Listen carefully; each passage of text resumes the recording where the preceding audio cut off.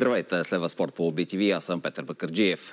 Левски може да елиминира Брага. Тази прогноза даде изпълнителният директор на клуба Даниел Боримиров при заминаването на тима за Португалия. Утре сините излизат в реванш срещу португалския отбор във втория квалификационен кръг на Лига Европа. А първата среща на стадион Георги Аспарухов завърши при резултат 1-1. Шанс винаги има.